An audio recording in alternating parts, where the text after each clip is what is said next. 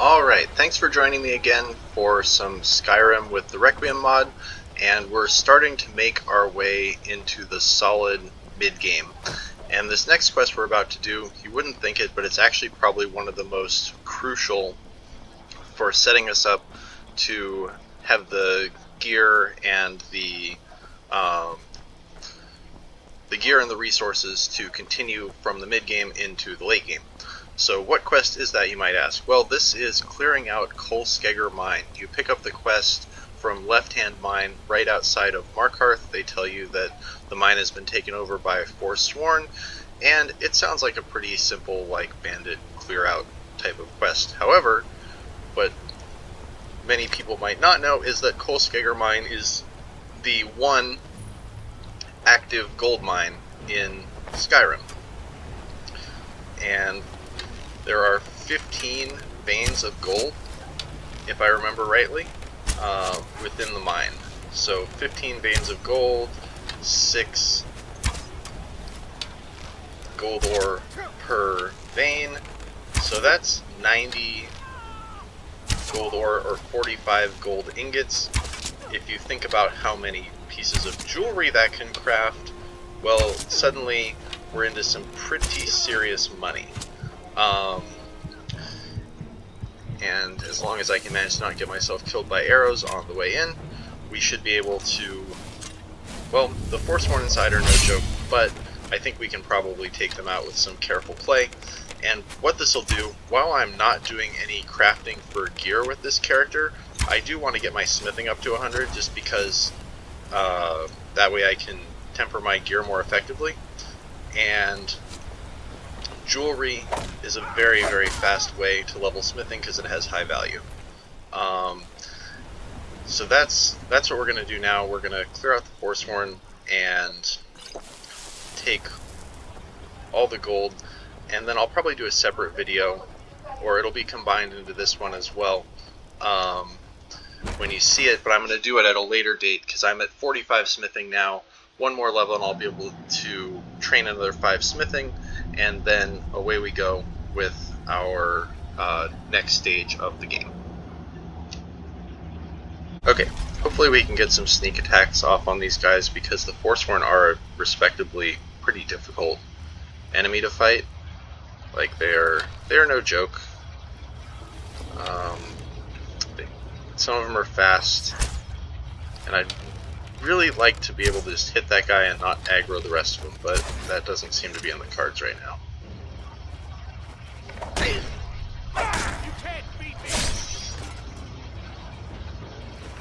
Not very stealthy, but a mace to the face will still do the job. Okay, so I think there's a pretty big clump of them in the mine proper, and, well, it seems like I'm not really going to have any choice about how quickly I aggro them. But I think the play here might be to get outside where I've got more room to maneuver, because getting backed into a corner by a big group of Forsworn is just a for sure way to get killed. And I'm hoping the loading screen doesn't get me killed at the same time, because if they spawn right on top of me before I have a chance to move... Okay.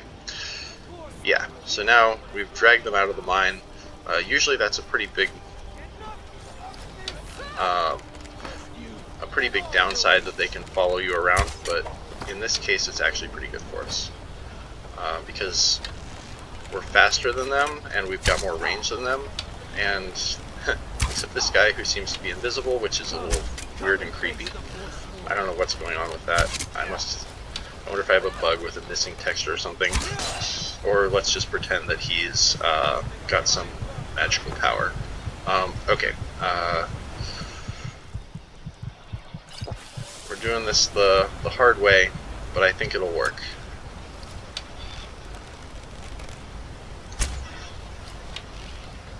I really want to get this guy down.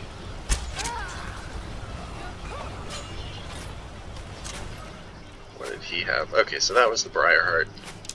The invisible Briarheart, very interesting. Whoosh!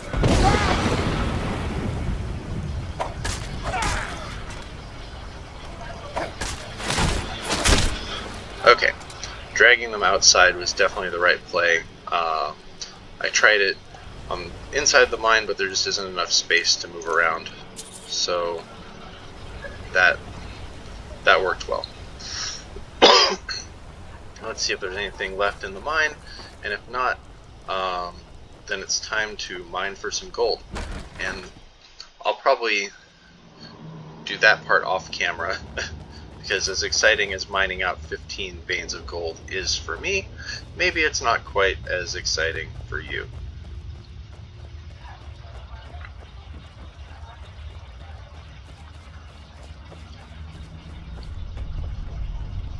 Alright, there's one dude left in here.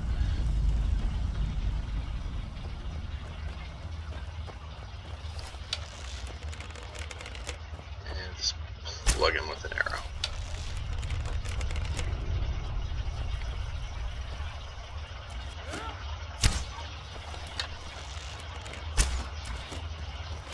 Let's try the not missing strategy.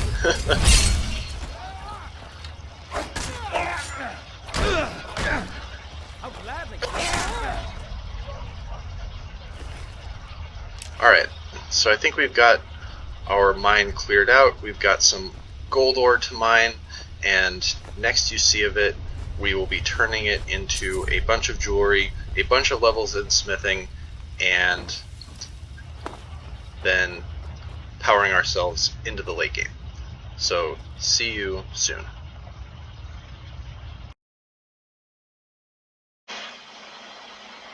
Alright, so just a little bit later, I was able to scrape together enough gold, got my level to get up to 50 in smithing from Balamond. So now let's take the advanced blacksmithing perk.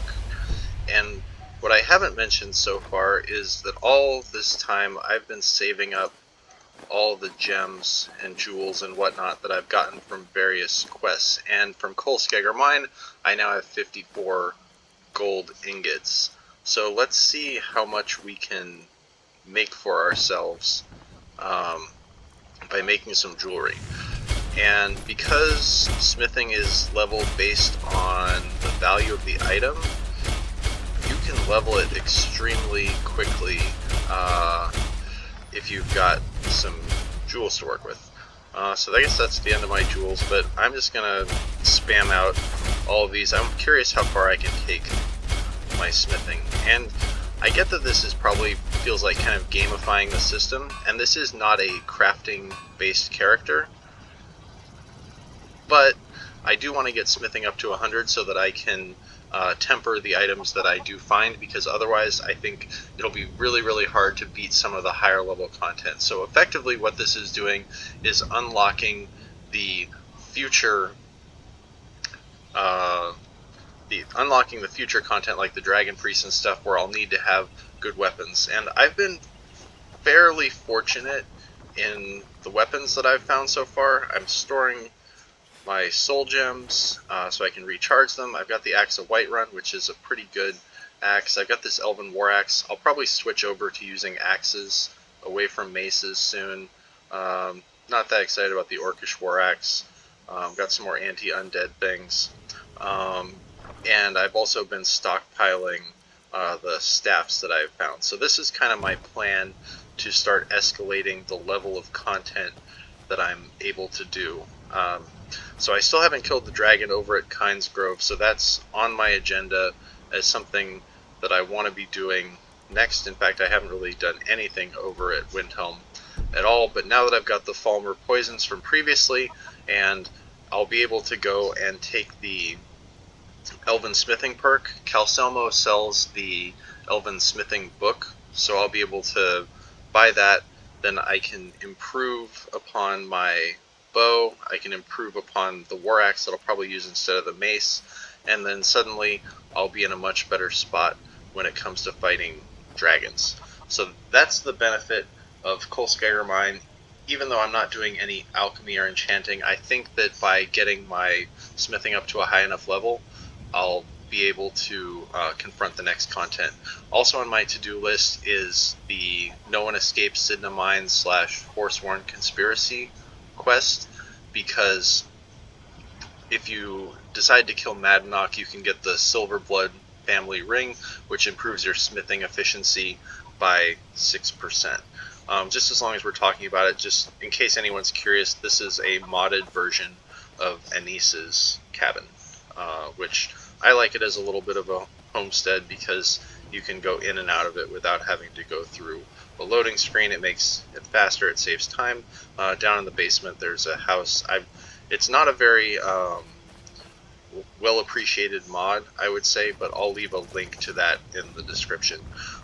Also, I thought this would be a time to talk about the gold weight issue, which was a change that came about in 3.0. And I'm just going to run around and try and explore some new area while I'm talking. But previously, in versions of Requiem before 3.0, gold weight was an option you could enable or disable in the mod configuration menu. Kind of like fast travel, which is disabled by default, but you can turn it back on. I do use fast travel, by the way. I might talk about that in a future video about the pros and cons of fast travel. But gold weight, and I think a lot of people were put off by that in 3.0 because they wanted to have at least the option to not use gold weight, because it is kind of a hassle. Like, well, right now I don't have any gold because I went and spent it all on training to get my smithing up to 50.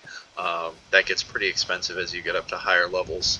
But say you wanted to go and buy a house, 100 gold is 1 unit of weight, so you're using 60 units of weight in order to go and purchase your home, which is pretty inconvenient if it costs it's more of actually an issue for horses, which are more expensive than houses, interestingly enough. But yeah, if you want to go and buy a horse for, what is it, 6,000 gold, then yeah, it's gonna take a majority of your character weight. You basically have to work around that entirely.